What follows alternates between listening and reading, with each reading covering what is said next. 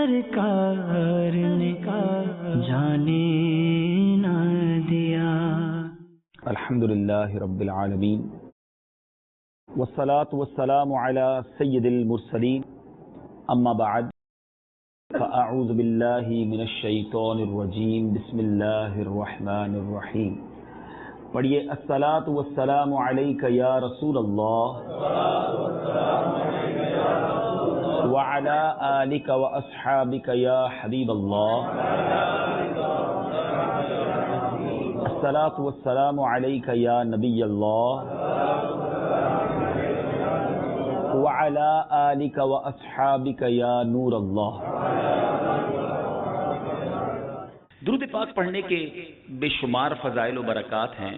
مصطفیٰ جان رحمت، شمع بزم ہدایت، نوشہ بزم جنت، پیکر جود و سخاوت، منبع علم و حکمت، صلی اللہ تعالی علیہ وسلم کی ذات وہ مہکی مہکی اور پیاری پیاری ذات ہے کہ جن پر درود پڑھیں تو سبحان اللہ کیسے کیسے فضائل ہیں، عقلیں حیران ہو جاتی ہیں۔ ایک بہت خوبصورت حدیث، بعض صحابہ کرام نے فرمایا کہ جس محفل میں، جس مجلس میں نبی پاک علیہ الصلوۃ والسلام پر درود پاک پڑھا جاتا ہے، اس مجلس سے ایک نہایت پاکیزہ خوشبو مہکتی ہے۔ اچھا، خوشبو کیسی مہکتی ہے؟ آپ اور میں اگر کسی عطر والے کی دکان پر جائیں تو جا کر ہم ایک بات ضرور کرتے ہیں کہ بھائی ایسی خوشبو دینا جو دور تک پہنچے اور زیادہ دیر تک رہے۔ نارملی یہ دو باتیں ہم کرتے ہیں عطر والے کے پاس جا کر۔ سنو میرے آقا کے ذکر کی خوشبو کا عالم یہ ہے، فرمایا جس مجلس میں درود پڑھا جاتا ہے اس سے ایک مہک، ایک خوشبو نکلتی ہے اور وہ خوشبو آسمانوں کی بلندیوں تک پہنچ جاتی ہے، اور وہاں فرشتے اس خوشبو کو محسوس کرتے ہیں اور کہتے ہیں کہ زمین پر کوئی مجلس ہے، زمین پر کوئی اجتماع ہو رہا ہے، زمین پر کوئی ذکر مصطفیٰ صلی اللہ تعالی علیہ وسلم کی محفل ہو رہی ہے جہاں نبی پاک پر درود پاک پڑھا جا رہا ہے۔ اللہ اکبر، ذرا غور کیجئے میرے میٹھے اسلامی بھائیوں، پیارے آقا کا ذکر اتنا خوشبودار ہے کہ یہ خوشبو آسمانوں تک پہنچے اور فرشتے محسوس کر لیں۔ اور یہ کیوں نہ ہو، سبحان اللہ، ذکر کس کا ہے، بات کس کی ہے، تذکرہ کس کا ہے؟ نبی پاک صلی اللہ تعالی علیہ وسلم وہ عظیم ہستی ہیں کہ جن کے بدن اقدس سے، جن کی ذات سے اس قدر خوشبو نکلا کرتی، جب صحابہ کرام کو نبی پاک کو تلاش کرنا ہوتا نا، ڈھونڈنا ہوتا، تو آج کے دور میں کیا طریقہ ہوتا ہے؟ اب جیسے مجھے یہاں آنا تھا، بڑا اچھا مشورہ دیا اسلامی بھائی نے کہ آپ خود سے نہیں پہنچ سکیں گے، واقعی اتنی گلیاں تھیں کہ میں تو شاید نہ پہنچ پاتا۔ انہوں نے مجھے ایک جگہ بتائی، میں وہاں پہنچا اور مجھے یہاں تک لے کر آئے۔ کوئی رہنما تھا تو میں یہاں پہنچا۔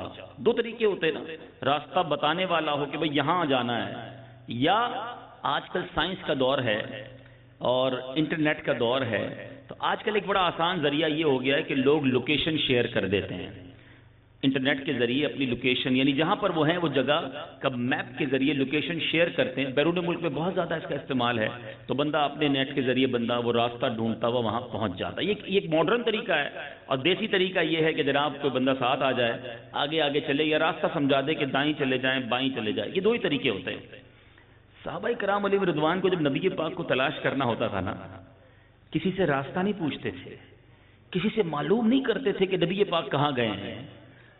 بریلی کے تاجدار بتاتے ہیں انداز کیا تھا ان کا۔ اعلیٰ حضرت کہتے ہیں کیا مہکتے ہیں مہکنے والے، کیا مہکتے ہیں مہکنے والے، یعنی نبی پاک کی خوشبو سے وہ تلاش کر لیا کرتے کہ آقا کہاں سے گزرے ہیں، یعنی جس گلی سے میرے آقا گزرتے تھے وہ گلی، وہ سڑک خوشبودار ہو جایا کرتی۔ کیا شناخت تھی میرے آقا کی راہ گزر کی۔ عاشقوں کے امام لکھتے ہیں امبر زمین، ابیر ہوا، مشک تر غبار۔ اعلیٰ حضرت کہتے ہیں میرے آقا جس زمین سے گزرتے نا وہ زمین امبر کی ہو جاتی، غبار جو ہے وہ مشک والا ہو جاتا، ہوا ابیر جیسی ہو جاتی۔ امبر زمین، ابیر ہوا، مشک تر غبار، ادنا سے یہ شناخت تیری راہ گزر کی ہے۔ آپ کی راہ گزر کی شناخت یہ ہوتی تھی کہ وہ ہوا ہی خوشبودار ہو جایا کرتی. اللہ اکبر. یہ ہے میرے آقا. تو جس نبی پاک کے جسم معطر سے خوشبو کا عالم یہ ہے, اس کا ذکر کیوں نہ خوشبودار ہو, ان پر درود پڑھیں تو فرشتے آسمان پر کیوں نہ اس خوشبو کو سونگیں. ایک اور بات کرتا ہوں اور ایمان تازہ ہوگا. جب بھی یہ باتیں سنتے ہیں نا, ایمان یقیناً تازہ ہوتا ہے کہ آقا علیہ الصلوۃ والسلام کیسے مہکے مہکے, کیسے خوشبودار, اتنے خوشبودار. دیکھیں دنیا کا دستور ہے کہ ہم خوشبو کیوں لگاتے ہیں کہ میرے پسینے سے کسی کو تکلیف نہ ہو, میرے پسینے کی بو سے کسی کو تکلیف نہ ہو. انسان نارملی باڈی اسپرے کرتے ہیں, لوگ لوشن لگاتے ہیں یا جو بھی خوشبو لگاتے ہیں, اس میں ایک کانسیپٹ یہ ہوتا ہے کہ یار پسینے کی بدبو کسی اور کو تکلیف نہ پہنچا, ایسا ہی ہے نا. مگر آؤ میں بتاتا ہوں میرے آقا کے پسینے کا عالم کیا تھا. ایک صحابی رسول نبی پاک علیہ الصلوۃ والسلام کی بارگاہ میں آئے, عرض کی حضور بچی کی شادی ہے, خوشبو لینی ہے. عرب کے لوگ بہت خوشبو استعمال کرتے ہیں, بچی کی شادی کے لیے خوشبو چاہیے. پیارے آقا علیہ الصلوۃ والسلام نے پیسے نہ دیے کہ چلو یہ پیسے لو اور عطر والے کی دکان سے خوشبو لے لو. فرمایا کل آنا, ایک کھلے منہ والی شیشی لے کر آنا, ساتھ ایک لکڑی کا ٹکڑا بھی لے آنا. صحابی رسول نے ایسا ہی کیا, دوسرے دن آ گئے. سرور کائنات صلی اللہ تعالی علیہ وسلم نے وہ شیشی سامنے رکھی, اپنے مبارک ہاتھوں سے پسینہ نکالنا شروع کیا. پسینہ نکالتے گئے, اس شیشی میں بھر دیا. بچی کی شادی ہے, دلہن تیار ہے. نبی پاک نے فرمایا جاؤ یہ شیشی لے کر اپنی بیٹی سے کہنا جب خوشبو لگانی ہو اس لکڑی کے ٹکڑے کو شیشی میں ڈال کے اپنے جسم پر مل لے. صحابی رسول کا عقیدہ دیکھیں, نبی پاک علیہ الصلوۃ والسلام سے یہ نہیں کہا کہ یا رسول اللہ میں نے عطر مانگا, پسینہ دے رہے ہیں. اللہ اکبر. بلیف تھا, عقیدہ تھا, محبت تھی, پسینہ لے کے چلے گئے. جب آپ کی بیٹی نے, وہ دلہن نے پسینہ لگایا, اتنی خوشبو نکلی کہ وہ گھر مدینہ منورہ میں بیت المطیبین, خوشبوؤں والے گھر کے نام سے مشہور ہو گیا. ہم پسینے کی بدبو سے اپنے آپ کو بچاتے ہیں. نبی پاک علیہ الصلوۃ والسلام خوشبو کی جگہ پسینہ عطا فرماتے ہیں. اعلی حضرت لکھتے ہیں نا, واللہ جو مل جائے میرے گل کا پسینہ, واللہ جو مل جائے میرے گل کا پسینہ, مانگے نہ کبھی عطر نہ پھر چاہے دلہن پھول. ارے دلہن کو پھول بھی نہیں چاہیے, عطر بھی نہیں درکار ہوگا, اگر نبی پاک کا پسینہ مل جائے تو یہ ہے میرے آقا. ان کا ذکر کیوں نہ مہکا مہکا ہو. درود پڑھتے رہا کرو کہ یہاں درود پڑھو گے آسمانوں تک خوشبو پہنچے گی. اور اب عشق والی ایک اور بات کر دیتا ہوں. یہ باتیں جب سن رہے ہیں تو ایمان تو تازہ ہو رہا ہے, مگر کسی دل کے کونے میں یہ خیال بھی آتا ہوگا کہ یار 1400 سال پہلے صحابہ کرام نے وہ خوشبو سونگھی, کیا ان کو لطف آتا ہوگا, ہم تو نہیں سونگ سکے. سچ بتاؤں, آج بھی کوئی عاشق رسول مدینے چلا جائے, یقین جانے جو گئے ہیں مدینہ شریف وہ میری بات کو اقرار کر لیں گے, آج بھی چلے جائے کوئی مدینہ شریف, ایک ہی شرط ہے, عشق والی ناک ہونی چاہیے. ہاں پھر مدینے میں داخل ہوتے ہی اس کا دل پکار اٹھے گا کہ عرصہ ہوا طیبہ کی گلیوں سے وہ گزرے ہیں. کتنا عرصہ ہو گیا؟ مور دین 1400 ایئرز, 1400 سال سے زیادہ وقت ہو گیا ہے. ہماری خوشبو 1-2 گھنٹے میں ختم ہو جاتی ہے. سنو, عرصہ ہوا طیبہ کی گلیوں سے وہ گزرے ہیں, اس وقت بھی گلیوں میں خوشبو ہے پسینے کی. آج بھی گلیاں بتاتی ہیں, آج بھی وہ خوشبو بتاتی ہے کہ مدینہ مدینہ ہے. ایک اور شاعر لکھتے ہیں نا, مدینہ تو دور ہو, مدینے سے ہوا آ جائے نا تو مسام دل و دماغ معطر ہو جاتے ہیں. شاعر لکھتے ہیں, بات کیا ہے باد صبا اتنی کیوں معطر ہے, بات کیا ہے باد صبا اتنی کیوں معطر ہے, سبز سبز گنبد کو چوم کر چلی ہوگی، سبز سبز گنبد کو چوم کر چلی ہوگی۔ اعلیٰ حضرت امام اہل سنت نبی پاک سے اتنی محبت فرماتے ہیں، اللہ کی قسم کسی کو سیکھنا ہونا کہ سرکار علیہ الصلوۃ والسلام سے محبت کیسے کی جاتی ہے، بریلی کے تاجدار سکھاتے ہیں۔ فرماتے ہیں اعلیٰ حضرت جب بھی کوئی خوبصورت چیز دیکھتے نا تو انہیں پیارے آقا ہی یاد آتے ہیں۔ آج ہم پھول دیکھیں تو پھول میں گم ہو جاتے ہیں، باغ دیکھیں تو باغ میں گم ہو جاتے ہیں، یار کیا باغ ہے، کیا موسم ہے، کیا آسمان ہے، کیا تارے ہیں، ہم اس کی خوبصورتی میں گم ہو جاتے ہیں۔ میرے رضا جب کوئی پیاری چیز دیکھتے انہیں نبی پاک ہی یاد آتے ہیں۔ پھول دیکھتے تو کہتے پھول کیا دیکھوں میری آنکھوں میں، دشت طیبہ کے خار پھرتے ہیں۔ باغ دیکھتے تو فرماتے انہی کی بو مایائے سمن ہے، انہی کا جلوہ چمن چمن ہے، انہی سے گلشن مہک رہے ہیں، انہی کی رنگت گلاب میں ہے۔ اعلیٰ حضرت نے، ہو سکتا ہے کہ اعلیٰ حضرت نے پھولوں کو سونگا ہو اور بڑی خوبصورت سی جو ہے نا خوشبو آئی۔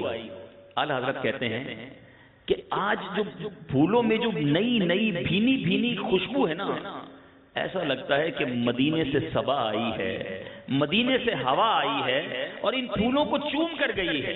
کیا مدینے سے صبا آئی ہے کہ پھولوں میں ہے آج۔ اعلیٰ حضرت لکھتے ہیں کیا مدینے سے صبا آئی ہے کہ پھولوں میں ہے آج، کچھ نئی بو بھینی بھینی پیاری پیاری واہ واہ، آج پھول بڑے مہک رہے ہیں، لگتا ہے مدینے کی ہوا لگ گئی ہے۔ تو اے میرے میٹھے اسلامی بھائیوں، اسی مہکے مہکے آقا مدینے والے مصطفیٰ صلی اللہ تعالی علیہ وسلم کا ہم میلاد منانے جمع ہوئے ہیں۔ اس روایت پر غور کرنا ہے، ادھر درود پڑھو فرشتوں کو آسمانوں پر خوشبو ملتی ہے، تو جو شخص درود پاک زیادہ پڑھے تو پھر کیوں نہ اس کی زندگی بھی مہک جائے، اس کی گناہوں کی گندگی اور بدبو بھی دور ہو جائے، پریشانیاں دور ہوں اور آسانیوں کی خوشبو مہکنا شروع ہو جائے۔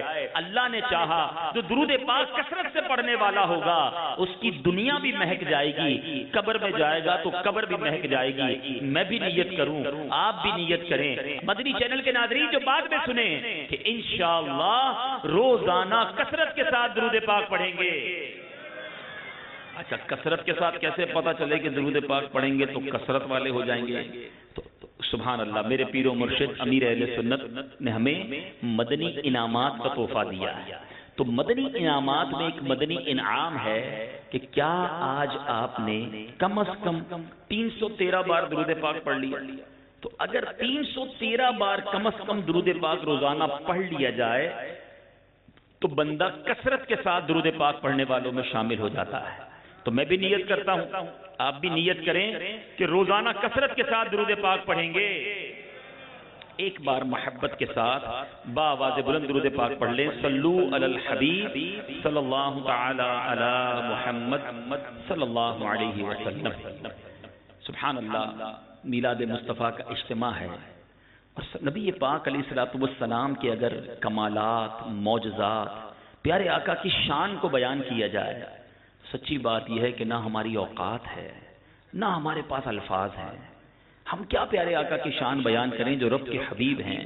بڑے بڑے علماء، بڑے بڑے محدثین، بڑے بڑے سیرت نگاروں نے پیارے آقا کی شان لکھی، قلم اٹھائے، مگر ایسا لگتا ہے کہ جس نے بھی قلم اٹھایا آخر میں وہ عاجز آ گیا، وہ بات پوری نہ کر سکا۔ اعلیٰ حضرت امام اہل سنت کہیں لکھتے ہیں سرور کہوں کہ مالک و مولا کہوں تجھے، سرور کہوں کہ مالک و مولا کہوں تجھے، باغ خلیل کا گل زیبا کہوں تجھے، تیرے تو وصف عیب تناہی سے ہیں بری، حیران ہوں میرے شاہ میں کیا کیا کہوں تجھے۔ یہ شعر کئی بار سنا ہوگا، چلو آج خاموش کالونی کے اسلامی بھائیوں کو اس شعر کا مطلب سمجھا دیتا ہوں، ہمیشہ اور خوشی آ جائے گی۔ اعلیٰ حضرت نے پتہ کیا بات کی ہے، سمجھو۔ عیب تناہی، یہ کون سا عیب ہے؟ تناہی کس کو کہتے ہیں؟ مثال کے طور پہ میں اگر ابھی آپ سب کو کاغذ اور قلم دے دوں کہ ایسا کرو اپنی فیوریٹ پرسنالٹی، جس شخصیت کو آپ بڑا پسند کرتے ہیں اس کی تعریف لکھیں، اس کے اوصاف لکھیں، اس کی اسپیشلٹیز لکھیں، تو آپ لکھنا شروع کریں گے بڑا خوبصورت ہے، بڑا نرم ہے، بڑا شفیق ہے، بڑا مہربان ہے، احسان کرنے والا ہے، مصیبت میں کام آنے والا ہے۔ لکھتے لکھتے تھوڑی دیر بعد آپ سارے مجھے کاغذ بھی واپس دے دیں گے، قلم بھی واپس دے دیں گے۔ میں کہوں گا کیا ہوا تو آپ کہیں گے بات پوری ہو گئی۔ کسی نے 25 لکھے ہوں گے، کسی نے 50 لکھے ہوں گے، کوئی 40 اوصاف لکھے گا، ایسا ہی ہے نا۔ اعلیٰ حضرت کہتے ہیں یہ بات پوری ہو جانا بھی تو ایک عیب ہے، اوصاف کا ختم ہو جانا، تناہی اینڈ ہو جانا، فرماتے یہ بھی عیب ہے۔ آقا آپ کی ذات وہ ہے جس کے اوصاف ختم ہی نہیں ہوتے ہیں۔ اللہ اکبر یا رسول۔ اب مزہ آئے گا اس شعر کو سننے کا۔ سنو، آقا علیہ السلام وہ ہستی ہیں، آج 1400 سال گزر گئے، سیرت نگار سیرت لکھ رہے ہیں، مگر بات ہے کہ پوری نہیں ہو رہی ہے، کمپلیٹ نہیں ہو رہی ہے۔ اعلیٰ حضرت فرماتے ہیں تیرے تو بس عیب تناہی سے ہیں بری، حیران ہوں میرے شاہ میں کیا کیا کہوں تجھے، لیکن رضا نے ختم سخن اس پہ کر دیا، خالق کا بندہ خلق کا آقا کہوں تجھے۔ تو میرے آقا کی شان ہم بیان کر ہی نہیں سکتے، مگر آج ایک ایسا موضوع لے کر آیا ہوں جو انشاءاللہ ہم سب کو بہت فائدہ دے گا اگر توجہ کے ساتھ سنیں۔ پیارے آقا کے معجزات پر اگر بات کی جائے تو اتنے معجزات ہیں، یاد رہے ہر نبی کو اس کے دور کے مطابق معجزہ عطا کیا، جیسا ان کا دور ویسے معجزات۔ حضرت عیسیٰ علیہ السلام کے دور میں بڑے بڑے ڈاکٹرز تھے، علاج کرتے تھے۔ آپ کو ایسا معجزہ اللہ نے دیا کہ آپ کوڑی پر ہاتھ پھیرتے وہ کوڑی کا کوڑ ختم ہو جاتا، آپ اندھے کی جو مادرزاد اندھا ہوتا اس پر دم کرتے اس کی آنکھیں آ جاتی۔ اس زمانے کے ڈاکٹرز نے کہا مریض کو تو ہم بھی ٹھیک کر لیتے ہیں، آپ بھی ٹھیک کر لیتے ہیں، مردے کو ہم زندہ نہیں کر سکتے۔ حضرت عیسیٰ کو رب نے ایسا معجزہ دیا کہ آپ اللہ کی عطا سے مردوں کو زندہ کر دیا کر۔ حضرت موسیٰ علیہ السلام کا دور جادوگروں کا دور تھا، اب ان کا مقابلہ تھا، ان کو زیر کرنا تھا، حق کی دلیل دینی تھی۔ اللہ نے آپ کو عصا کا معجزہ دیا، آپ کو ید بیضا کا معجزہ دیا۔ آپ کے ان معجزات کی برکت سے بڑے بڑے جادوگر زیر ہو گئے، جیسا دور ویسا معجزہ۔ میرے آقا کی جب تشریف آوری ہوئی تو نبی پاک علیہ السلام یاد رہے خاتم النبیین ہیں، میرے آقا کے بعد اب کسی اور نبی نے نہیں آنا، نبوت کا دروازہ نبی پاک پر بند ہوا، رہتی دنیا تک قیامت تک میرے آقا ہی کا دور ہے۔ تو اب رب عز و جل نے سرور کائنات صلی اللہ تعالی علیہ وسلم کو جتنے نبی گزرے ان تمام کے مجموعے کے مطابق اتنے معجزات پیارے آقا کو عطا فرما دیے، سارے معجزات، اور صرف وہی نہیں، اور اسپیشل ایکسٹرا جس کو آپ کہیے کہ خصائص سے کبریٰ کہا گیا حدیث کی کتابوں میں، اسپیشل معجزات جو پہلے کسی اور نبی کو نہیں عطا کیے وہ بھی نبی پاک کو عطا فرمائے گئے۔ ان تمام معجزات کی اگر بات کریں تو عقلیں حیران ہو جاتی ہیں کہ نبی پاک علیہ السلام کی ذات با کمال ذات ہے۔ کس کس معجزے کی بات کی جائے، ابھی تو جھولے میں ہیں، میرے آقا کی برکتوں کا ظہور شروع ہو جاتا ہے۔ پیارے آقا اپنے جھولے مبارک میں جس طرف چاند کو اشارہ فرماتے چاند اس طرف جھک جاتا۔ صحابہ رسول نے جب پیارے آقا سے بعد میں سوال کیا کہ حضور جب آپ جھولے میں تھے بچپن میں میں نے دیکھا تھا آپ جس طرف انگلی اٹھاتے تھے چاند اس طرف چلے جاتا تھا، سنیے آج مجھ سے اور آپ سے کوئی بات کرے کہ یار بچپن میں آپ یہ کرتے تھے تو ہم سر جھکا کر سن لیتے ہیں، ہاں بھائی ہو سکتا ہے کیا ہوگا، ہمیں کیا یاد ہے ہم نے بچپن میں کیا کیا کیا ہے، جو بڑے کہتے ہیں ہم سنتے رہتے ہیں۔ لیکن نبی پاک کی شان دیکھو، جب صحابی رسول نے عرض کی حضور آپ جب بچپن میں جھولے میں ہوتے تھے میں نے دیکھا آپ جدھر انگلی اٹھاتے اس طرف چاند جھک جاتا۔ پیارے آقا فرماتے ہاں چاند مجھ سے بات کرتا تھا، میں اس سے بات کرتا تھا۔ چاند کے اللہ کی بارگاہ میں سجدے کی آواز میں سنتا تھا۔ میرے آقا کی سماعت کا عالم یہ ہے، فرماتے میں لوح محفوظ پر چلنے والے قلم کی آواز سنا کرتا تھا۔ نبی پاک کی سماعت کی کیا شان ہے، جبھی تو اعلیٰ حضرت کہتے ہیں دور و نزدیک کے سننے والے وہ کان لالے کرامت پہ لاکھوں سلام۔ پیارے آقا کی اپروچ، نبی پاک کی شان دیکھو کہ زمین پر رہ کر جس طرف اشارہ کریں چاند اس طرف جھک جائے۔ آج کے بچوں کو ہم کھلونا دیتے ہیں. اللہ اکبر, نبی پاک کا کھلونا بھی نور کا تھا. بریلی کے تاجدار لکھتے ہیں نا, چاند جھک جاتا جدھر انگلی اٹھاتے مہد میں, چاند جھک جاتا جدھر انگلی اٹھاتے مہد میں, کیا ہی چلتا تھا اشاروں پر کھلونا نور کا. یہ شان میرے آقا کی ہے. اب نبی پاک نے کفار مکہ کی, جناب جب انہوں نے کہا کہ اگر آپ سچے نبی ہیں تو نشانی دیجئے, میرے آقا نے زمین پر کھڑے ہو کر چاند کو اشارہ فرمایا, وہ چاند دو ٹکڑے ہو گیا. میرے آقا نے مولا علی کی نماز کے لیے ہاتھ اٹھائے, سورج کو واپس پلٹا دیا. کبھی تو ابو جہل کی مٹھی میں کنکریاں کلمہ پڑھ رہی ہیں, کبھی درخت سلام کو حاضری دے رہے ہیں. صحابہ کرام کبھی ٹوٹے بازو, ٹوٹی پنڈلیاں لے کر آتے, نکلی آنکھ لاتے, میرے آقا دم فرماتے, آنکھ پہلے سے زیادہ روشن فرما دیتے, ہاتھ جوڑ دیتے, پیر سلامت ہو جاتے, تلوار ٹوٹ جاتی, آقا لکڑی اٹھا کر دیتے, وہ لکڑی تلوار بن جایا کرتی. کس معجزے کی بات کی جائے, جتنا بیان کریں وہ کم ہے. مگر ایک بات ضرور ہے, تمام معجزات جتنی بار سنتے ہیں ایمان تازہ ہوتا ہے, نبی پاک سے مزید محبت بڑھتی ہے. مگر ایک بات اور بھی ذہن میں آتی ہے کہ صحابہ کتنے خوش نصیب تھے, انہوں نے یہ سارے معجزات دیکھے, اپنی آنکھوں سے دیکھا, اپنی آنکھوں سے سورج کو پلٹتے دیکھا, اپنی آنکھوں سے چاند ٹکڑے ہوتے دیکھا. کھاری کنویں ہوتے تھے, نمکین پانی کئی علاقوں میں آتا ہے, بورنگ میں بھی بعض اوقات بڑا نمکین پانی نکل آتا ہے. سنا ہے آج بڑے بڑے فلٹر پلانٹ لگے ہیں. صحابہ کرام کے پاس کیا بڑی نعمت تھی, دور دور سے آتے کہتے حضور ہمارے علاقے کا کنواں بڑا کھارا ہے, پیارے آقا کرم کیجئے.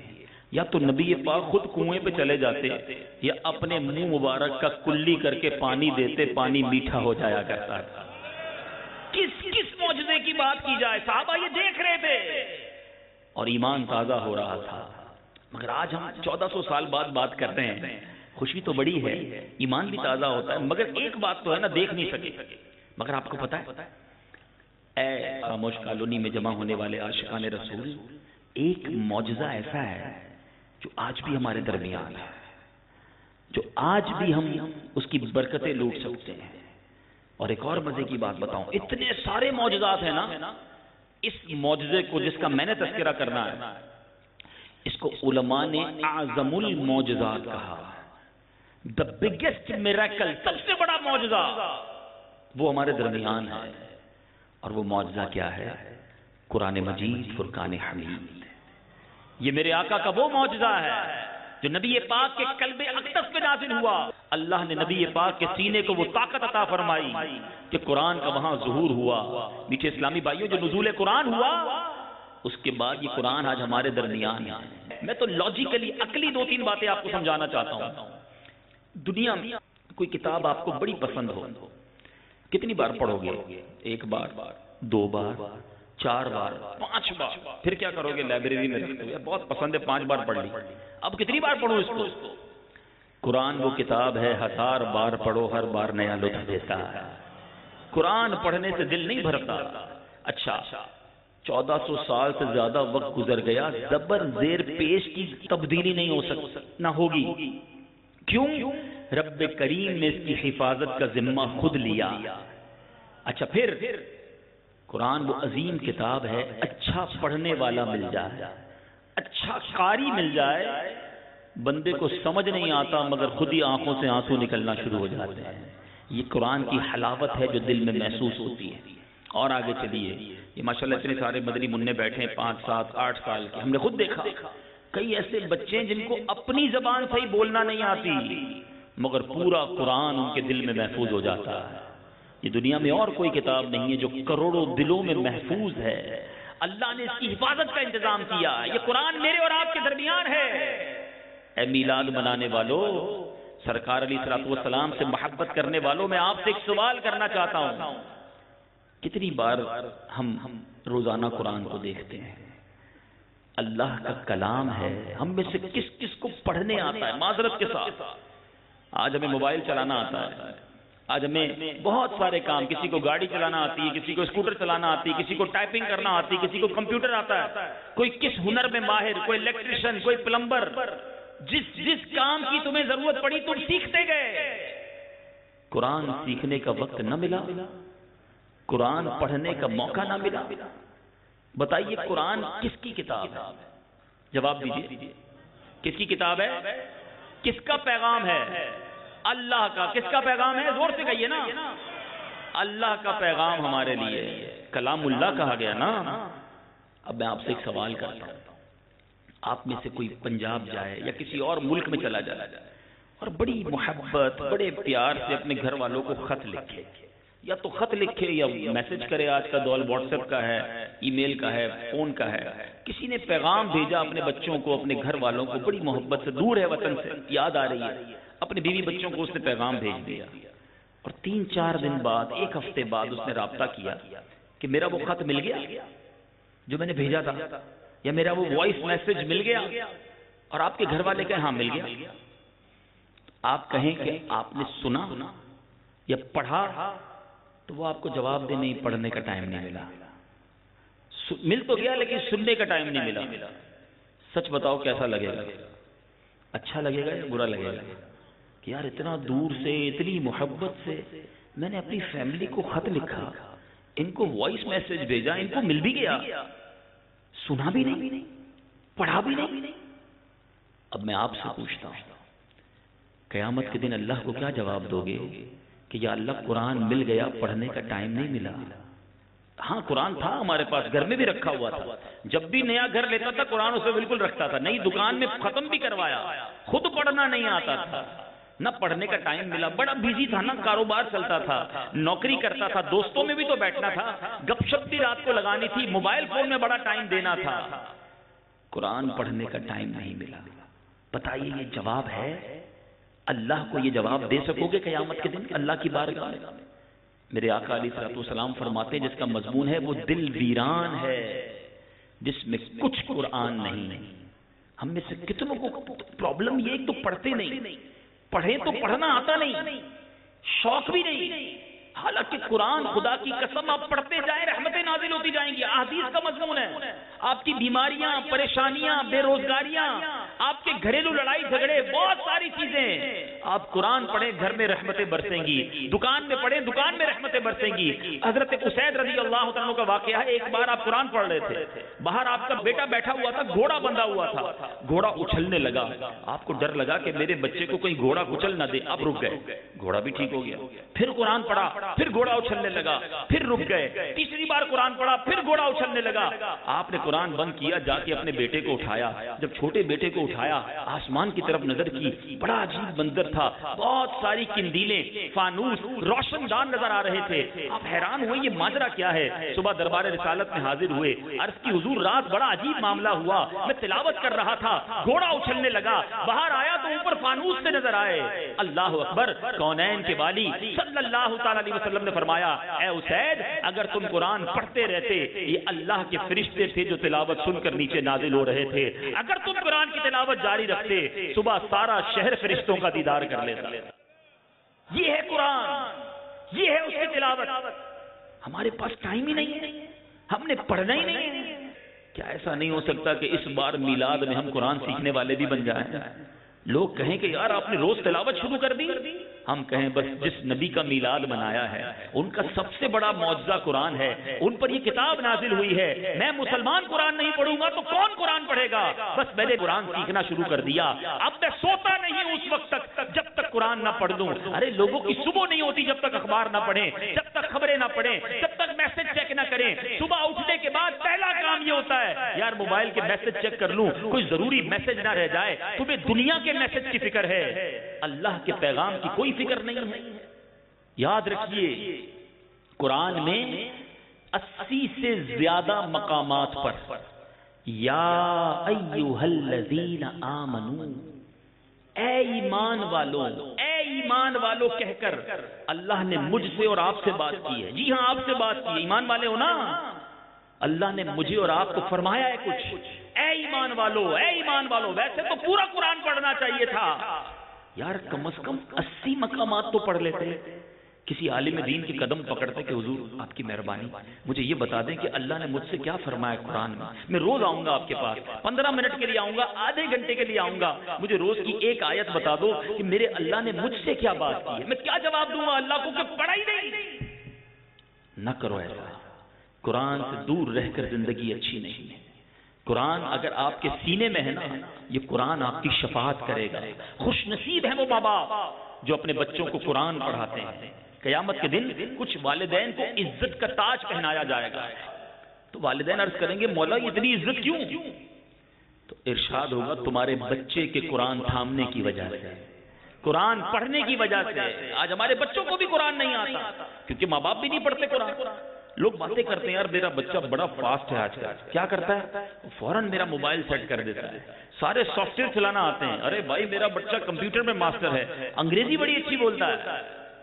میں آپ سے پوچھتا ہوں آپ کا بچہ انگریزی بول کر، سافٹ ویئر چلا کر، موبائل چلا کر، کمپیوٹر چلا کر ہیں آپ کے کچھ گھر کے پرزے ٹھیک کر کے آپ کو ایصال ثواب کرے گا مرنے کے بعد؟ یا بچے کو قرآن آتا ہوگا تو ماں باپ کے لیے وہ ایصال ثواب کرے گا۔ اللہ بچوں کی وجہ سے ماں باپ کو کیسی برکتیں دیتا ہے۔ ایک بار حضرت عیسیٰ علیہ السلام کا ایک قبر کے پاس سے گزر ہوا، آپ نے دیکھا کہ قبر میں عذاب ہو رہا ہے۔ تھوڑے عرصے کے بعد آپ پھر گزرے، قبر میں نور و تجلیات کی بارش۔ آپ نے کہا مالک یہ کیا معاملہ؟ ارشاد فرمایا اے عیسیٰ جب یہ بندہ مرا تھا بڑا گناہگار تھا، مگر اپنی بیوی کو حاملہ چھوڑ کر مرا تھا، بیوی پریگننٹ تھی۔ مرنے کے بعد اس کے یہاں بیٹا پیدا ہوا، تھوڑا بڑا ہوا تو اس کی بیوی نے، اس کی زوجہ نے بچے کو مدرسے میں بھیجا، قاری صاحب نے پڑھایا بسم اللہ الرحمن الرحیم۔ اے عیسیٰ مجھے حیا آئی اس کے باپ کو زمین کے اندر عذاب دوں جس کا بیٹا زمین کے اوپر مجھے رحمان اور رحیم کے نام سے پکار رہا ہے۔ اے عیسیٰ اس بچے کے رحمان اور رحیم کہنے کی برکت سے اس کے والد سے میں نے عذاب کو دور کر دیا۔ ایسی اولاد چھوڑ کے مرو گے تو ثواب ملنا ہے نا۔ آج تو گھروں میں فلمیں، ڈرامے، ناچ گانے ہم نے ایسے لگائے ہیں کہ بچے باہر بھی گالیاں دے رہے ہوتے ہیں، باہر بھی ناچ رہے ہوتے ہیں، گانے گنگنا رہے ہوتے ہیں۔ ان ماں باپ کو فکر نہیں کہ میرے مرنے کے بعد میری اولاد کا کیا ہوگا۔ اے میلاد منانے والوں، نبی پاک علیہ الصلوۃ والسلام سے محبت کا تقاضا یہ ہے تلاوت کریں، نمازیں پڑھیں۔ ہم نیازی ضرور ہیں، بالکل نیاز کھانا چاہیے، پکانا چاہیے، بانٹنا چاہیے، اچھی بات ہے، مگر نیازی بعد میں ہیں، نمازی پہلے ہیں۔ میلاد منانے والے کی نماز کیسے قضا ہو جائے؟ سوچئے نا یہ کیسی غلامی ہے۔ خدا را سمجھیے، اور قرآن جب آپ پڑھنے لگیں گے نا پھر سمجھیں گے، اس کو انڈرسٹینڈ کریں گے۔ اللہ اکبر، قرآن میں کیسے کیسے واقعات ہیں، اتنے دلچسپ، اتنے انوکھے، ایسی سٹوریز ہیں، ایسے واقعات ہیں کہ عقل حیران ہو جاتی ہے، مگر نہ ہمیں پتا نہ ہمارے بچوں کو پتا۔ میں آپ سے پوچھتا ہوں، آپ کو اگر میری بات میں سمجھ نہ آ رہی ہو نا، ایک چھوٹا سا گھر میں ایکسپیریمنٹ کیجئے گا، ایک تجربہ، آج نہیں تو کل کر لیجئے گا جب موقع ملے۔ اپنے بچوں کو، اپنے گھر والوں کو، اپنی فیملی ممبرز کو جمع کر کے سب کے ہاتھ میں ایک کاپی اور کاغذ اور قلم دے دیں، کہ بیٹا لکھو، پہلے صفحے پر لکھو کہ آپ کو کتنے کھلاڑیوں کے نام یاد ہیں، کرکٹرز اور فٹ بالر ملا کر۔ تو لکھتے لکھتے وہ کہیں گے ایک صفحہ تو تھوڑا ہے، 2-3 صفحے بھر دیں گے۔ کہ اچھا بیٹا اب لکھو کتنے، معاذ اللہ دل مزہ نہیں آ رہا بولتے، میں چوٹ کر رہا ہوں، کتنے اداکاروں کے، گلوکاروں کے نام یاد ہیں؟ شاید وہ بھی 2-3 صفحے بھر دیں گے۔ اچھا اب یہ لکھو کتنے سیاست دانوں کے نام یاد ہیں؟ وہ بھی بہت ساری نام لکھ دیں گے۔ پھر کہنا اچھا اب لکھو کتنے نبیوں کے نام یاد ہیں۔ اگلے صفحے پہ کہنا کتنے صحابہ کے نام یاد ہیں۔ پھر کہنا اچھا یہ لکھو کتنے ولیوں کے نام یاد ہیں۔ یہی کاپی جو ہے نا آپ کو آپ کا اور آپ کی فیملی کا موجودہ جو معاملہ ہے آپ کے سامنے رکھ دے گی کہ کدھر جا رہے ہیں، کس طرف جا رہے ہیں۔ پیارے آقا علیہ الصلوۃ والسلام سے محبت کا تقاضا کیا ہے۔ سنو، میں اپنے بیان کے آخر میں آپ کو ایک ایسا واقعہ سنانا چاہتا ہوں جو مزید اس بات کو واضح کر دے گا کہ اصل غلامی کہتے کس کو ہیں، اصل جس کو کہیں کنیکشن کس کو کہتے ہیں۔ اعلیٰ حضرت امام اہل سنت کی بارگاہ میں کچھ لوگ حاضر ہوئے، کہا حضور ہمارے قریب ہی ایک ریاست ہے اور اس ریاست کا نام ہے نان پارا۔ اس ریاست کے نواب جو ہے نا وہ اس کا لوگ قصیدہ لکھتے ہیں، اس کی شان لکھتے ہیں، شاعر وہ سنتا ہے، خوش ہوتا ہے، انعام دیتا ہے۔ آپ بھی لکھ دیں، آپ بڑے شاعر ہیں، آپ کے پاس تو شاندار قلم ہے، آپ لکھیں گے آپ کو بھی اچھا انعام مل جائے گا، انعام ملے گا تو آپ کے کام ٹھیک ہو جائیں گے، آپ کے کچھ کام رکے ہوں گے وہ حل ہو جائیں گے۔ امام عشق و محبت، مجدد دین و ملت، پروانہ شمع رسالت، میرے آقا نعمت امام احمد رضا خان علیہ رحمت الرحمن نے قلم اٹھایا، قلم اٹھا کر کسی دنیا کے نواب کی شان نہیں لکھی، اپنے آقا کی شان لکھی، اور کلام بھی وہ لکھا، علماء بیٹھے اس کلام پر کئی بیان ہو سکتے ہیں، اعلیٰ حضرت لکھتے ہیں وہ کمال حسن حضور ہے، وہ کمال حسن حضور ہے کہ گمان نقص جہاں نہیں، یہی پھول خار سے دور ہے، یہی شمع ہے کہ دھواں نہیں۔ اعلیٰ حضرت کہتے ہیں نقص تو دور کی بات، آقا کی شان وہ ہے جہاں گمان بھی نہیں ہے، امیجنیشن بھی نقص کا نہیں ہے۔ پھول بڑا اچھا ہوتا ہے مگر کانٹا اچھا نہیں لگتا اس کے ساتھ، شمع بڑی خوبصورت ہوتی ہے موم بتی، مگر دھواں اس کا اچھا نہیں لگتا۔ اعلیٰ حضرت لکھتے ہیں میرے آقا وہ نعمت ہے جس کے ساتھ کوئی زحمت نہیں، آقا وہ پھول ہیں جس کے ساتھ کانٹا نہیں، وہ شمع ہے جس کے ساتھ دھواں نہیں۔ اعلیٰ حضرت کہتے ہیں آقا کا کلام کیسا تھا، میں نثار تیرے کلام پر ملی یوں تو کس کو زبان نہیں، وہ سخن ہے جس میں سخن نہ ہو، وہ بیان ہے جس کا بیان نہیں۔ آقا تیرے آگے یوں ہیں دبے لچے، فصحا عرب کے بڑے بڑے، کوئی جانے منہ میں زبان نہیں بلکہ جسم میں جان نہیں۔ کلام لکھتے لکھتے لکھتے آخر میں جو مقطع میرے رضا نے لکھا، یہ میرے بیان کا یوں سمجھیے آج کا آپ سب کے لیے میسج ہے، اعلیٰ حضرت ہی کا پیغام دیتا ہوں۔ لکھتے ہیں کروں مدح اہل دول رضا، اے رضا میں پیسوں والوں کی مدح سرائی کروں، پیسوں والوں کی شان بیان کروں، کروں مدح اہل دول رضا، پڑے اس بلا میں میری بلا، میں گدا ہوں اپنے کریم کا، میرا دین پار آئے نان ہے۔ گدا کہتے ہیں غلام، کہتے ہیں میں اپنے آقا کا غلام ہوں، میرا دین روٹی کا ٹکڑا تھوڑی ہے کہ پیسے کے لیے بیچتا پھروں اسے۔ اے غلامان مصطفیٰ صلی اللہ تعالی علیہ وسلم یہی پیغام دل پہ نقش کر لو، میں گدا ہوں اپنے کریم کا، میں غلام ہوں اپنے آقا کا، میرا دین روٹی کا ٹکڑا نہیں ہے۔ اے نبی پاک صلی اللہ تعالی علیہ وسلم سے محبت کرنے والوں، اس وقت کیا ہو جاتا ہے جب کوئی بے حیائی کا منظر سامنے آتا ہے، جب فلمیں ڈرامے گانے باجے دیکھتے ہو، کیوں یاد نہیں آتا کہ میں گدا ہوں اپنے کریم کا، میرا دین پار آئے نان نہیں۔ سود کا کام، رشوت کا کام، حرام کام کرتے وقت، جوا کھیلتے وقت، معاذ اللہ شراب کے اڈوں پہ جاتے وقت، نشہ کرتے وقت، گندے برے دوستوں کے ساتھ بیٹھتے وقت کیوں یاد نہیں آتا میں گدا ہوں اپنے کریم کا، میرا دین پار آئے نہ نہیں۔ میں کیسے نبی پاک کی غلامی کو بھول جاؤں؟ میرے میٹھے اسلامی بھائیوں، آج کے اس اجتماع کو جو ہے نا اپنی زندگی کا ٹرننگ پوائنٹ بنا دیں، ہماری زندگی میں تبدیلی آ جائے۔ کوئی دوست کہے کہ یار آپ نے نمازیں شروع کر دی، آپ فجر بھی پڑھ رہے ہیں، 5 نمازیں پڑھ رہے ہیں، تو میں جواب دوں ہاں میں نے 5 وقت نماز کی نیت کر لی ہے۔ یار اب آپ کے منہ سے گالی نہیں نکلتی، آپ بڑی شائستہ گفتگو کرنے لگ گئے، تو میں کہوں ہاں میں سچی بات کرنے والے آقا کا غلام ہوں، میں نے یہ بری باتیں کرنا چھوڑ دی ہیں۔ کوئی کہے یار اب تم بے حیائی اور برائی کے کام نہیں کرتے، فلمیں ڈرامے نہیں دیکھ رہے آج کل، نہیں میں نبی پاک کا غلام ہوں، آقا کا امتی ہوں۔ آقا علیہ الصلوۃ والسلام وہ ہستی ہیں، ایک بار توجہ فرما لی نا نبی پاک نے، بڑی امید ہے مجھے آقا کی رحمت سے، بڑی امید ہے کہ گنبد خضرا کے مکی کی ضرور نظر ہو رہی ہوگی ہم پر کہ میرے غلام میرا ذکر کر رہے ہیں۔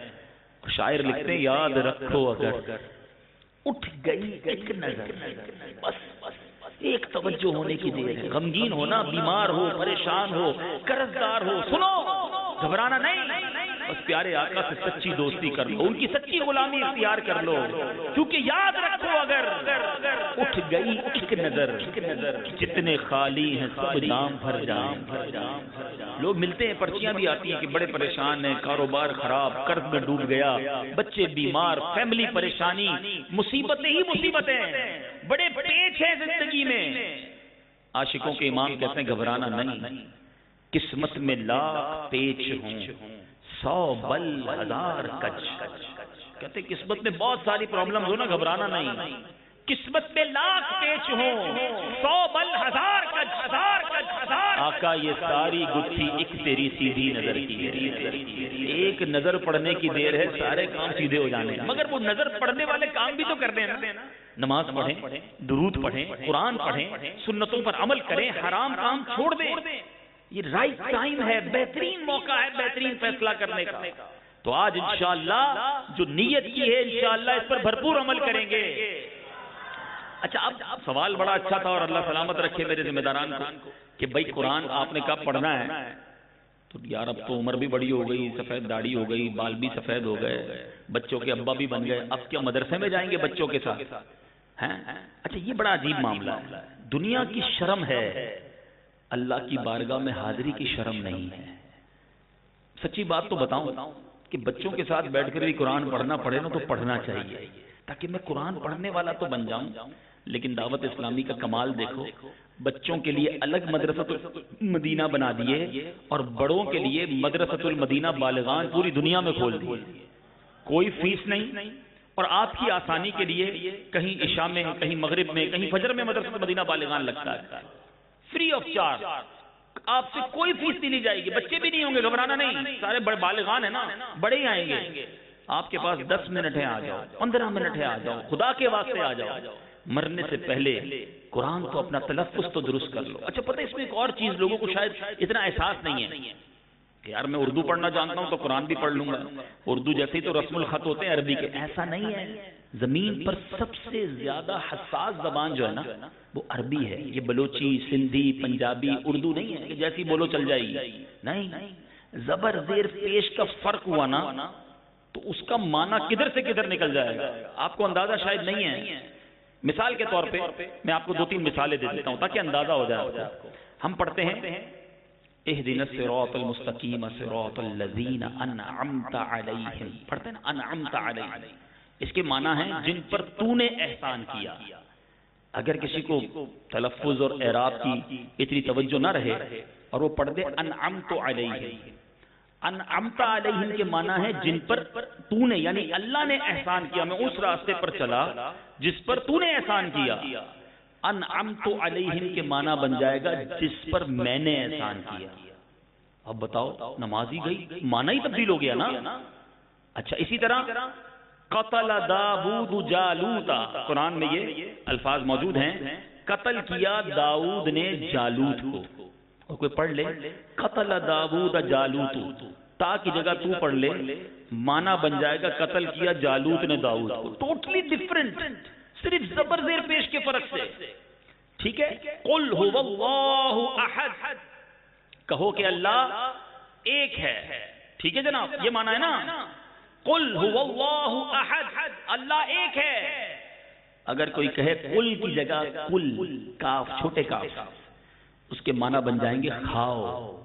احد ایک ہے، احد ہا اور ہا کا فرق آپ کو کئیوں کو تو سمجھ بھی نہیں آ رہا ہوگا کہ احد اور احد میں کیا فرق ہے. ہا اور ہا یہ 2 ہا الگ الگ ہیں جن کا پروناؤنسیشن، جن کا تلفظ الگ ہے. معنی بن جائے گا بزدل ہے. معاذ اللہ، جو اللہ کو یہ کہے اس کی نماز فائدہ دے گی، اس کی تلاوت فائدہ دے گی. لوگ کہتے ہیں 20 سال سے قرآن پڑھ رہا ہوں، بھائی سیکھا کدھر؟ روایتوں کا مضمون ہے کچھ قرآن پڑھنے والے ایسے ہیں جن پر خود قرآن لعنت کرتا ہے. تو قرآن سیکھ کر پڑھنا ہے.